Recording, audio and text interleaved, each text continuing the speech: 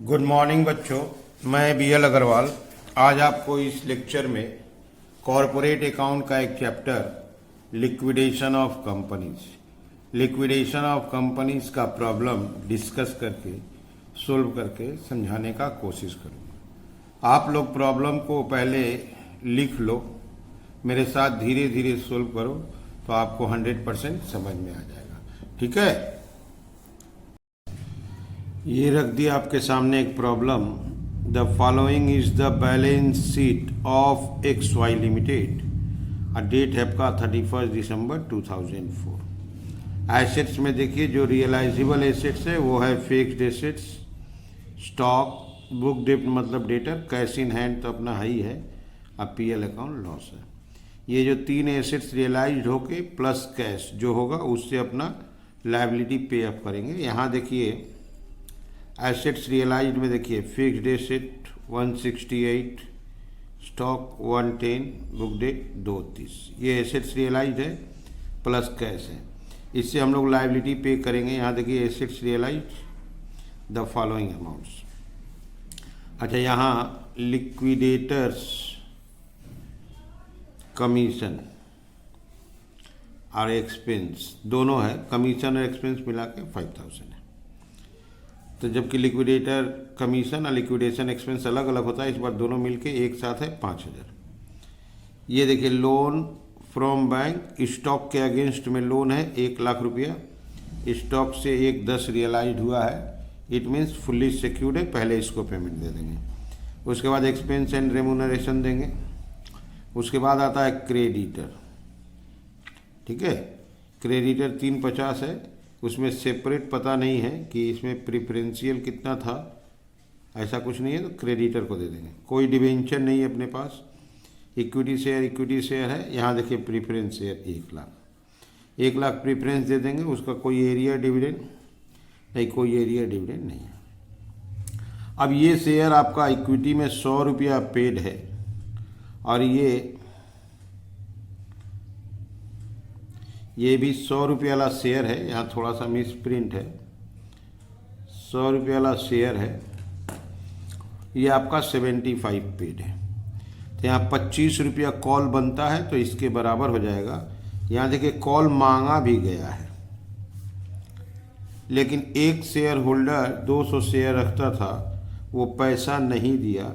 इसका मतलब 2000 शेयर पे जो कॉल मांगे तो 1800 पे रिसीव्ड होगा। ठीक है, 1800 पे 25 रुपया करके रिसीव्ड होगा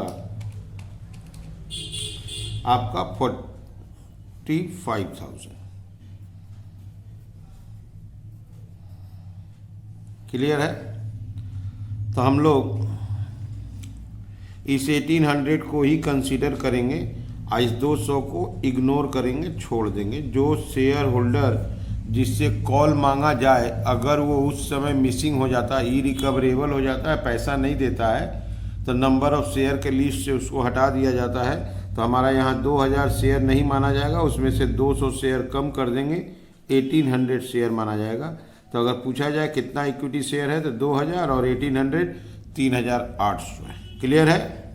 यहाँ देखिए बनाना है liquidators final statement of receipts and payment या फाइनल स्टेटमेंट ऑफ अकाउंट, जो बोलिए, दोनों एक ही वर्ड हुआ। ठीक है, चलिए इसको सोल्व करके देखते हैं। ठीक है, ये आपके सामने एक फॉर्मेट रख दिए, liquidators final statement of account. इसमें मेनली क्या क्या रिकॉर्ड किया जाता है? सबसे पहले एसेट्स बेच के जो भी मनी रिसीव्ड होगा उसको एसेट्स रियलाइज्ड के नाम से रिकॉर्ड कर देंगे। एसेट्स रियलाइज जैसे कैश एंड बैंक का जो बैलेंस शीट में रहेगा, कोई भी एसेट्स बेचा गया उससे जो नेट मनी रिसीव्ड हुआ उसको रिकॉर्ड करेंगे। से building, machine, furniture, stock, debtor, bills receivable, चाहे कोई भी एसेट्स बेचा गया हो। ठीक है, और बाद में इसका पेमेंट होगा। पेमेंट के लिए रैंक होता है, रैंक करके हिसाब से ही आपको पेमेंट देना है, इसको आप आगे पीछे नहीं कर सकते हो।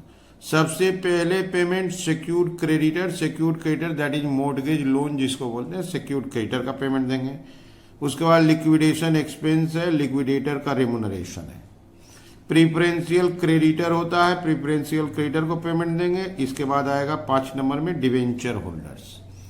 डिवेंचर होल्डर के बाद अनसिक्योर्ड क्रेडिटर आता है, और भी अगर पैसा अवेलेबल है तो और आगे जाना है, प्रीफरेंस शेयर होल्डर्स को देंगे। अब प्रीफरेंस शेयर होल्डर के बाद लास्ट पेमेंट जाता है इक्विटी शेयर होल्डर के पास।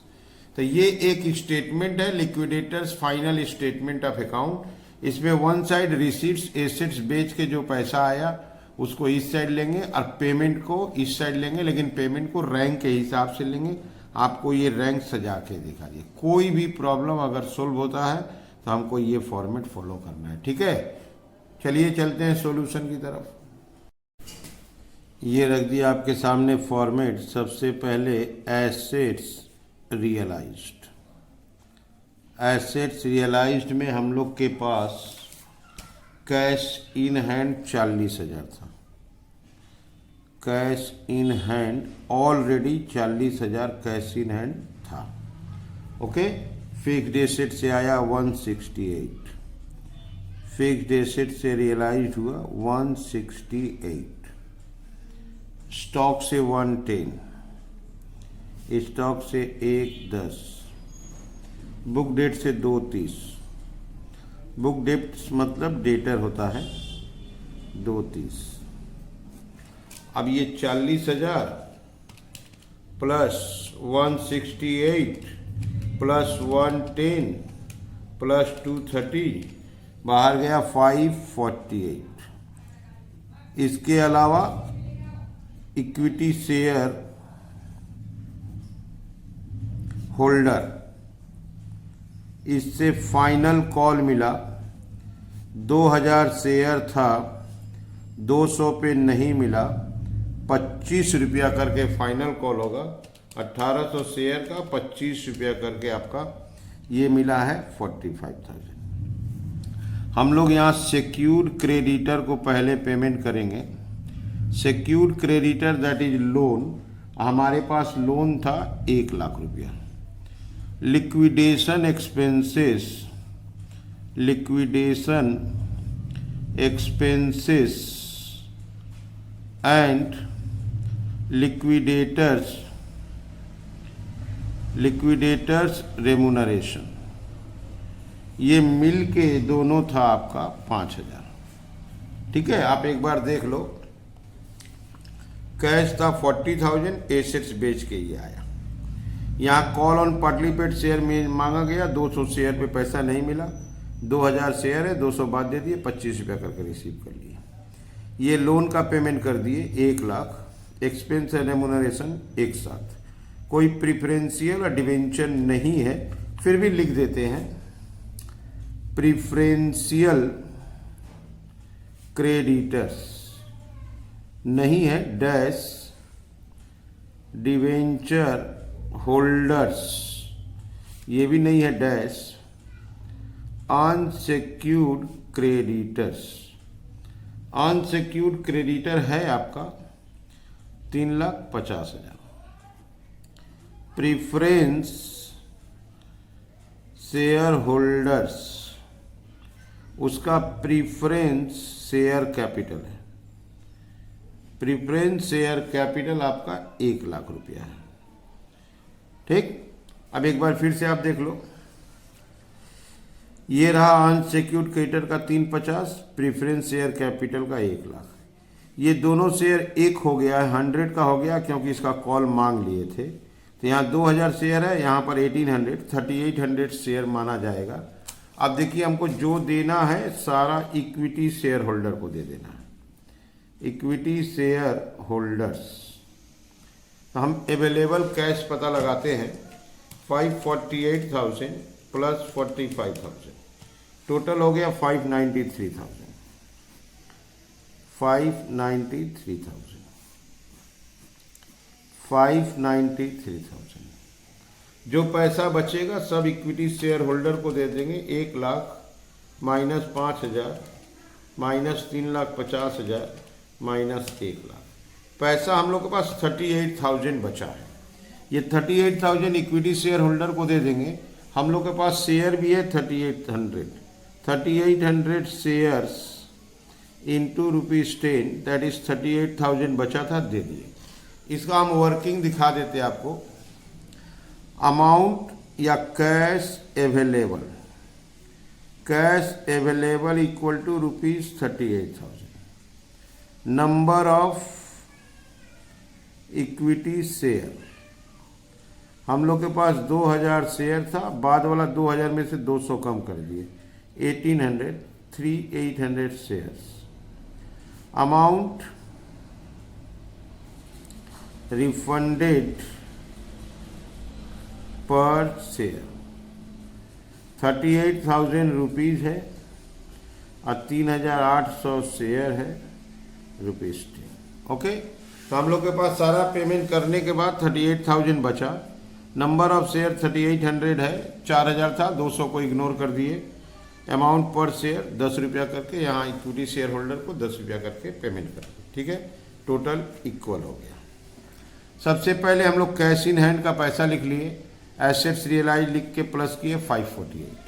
पार्टली पेड शेयर पे फाइनल कॉल मांगा गया है, जिसमें 200 शेयर अनट्रेसेबल हो गया, तो 2000 शेयर में से 200 हटा दिए, 25 रुपया करके 45 दिए। सबसे पहले सिक्योर्ड क्रेडिटर का पेमेंट किए, लिक्विडेटर रेमुनरेशन एंड एक्सपेंस एक साथ है, 5000 दे दिए। प्रेफरेंशियल और डिवेंचर होल्डर था नहीं, अनसिक्योर्ड क्रेडिटर को दे दिए। प्रेफरेंस शेयर कैपिटल का पेमेंट दे दिए। अब इक्विटी शेयर होल्डर का, तो ये वर्किंग से ले आए, उसको 38,000 दिए, टोटल बराबर हो गया। ठीक है, तो ये हो गया इसका सोल्यूशन। ठीक है, समझ में आ रहा है? ठीक है, ओके, थैंक यू, बाय।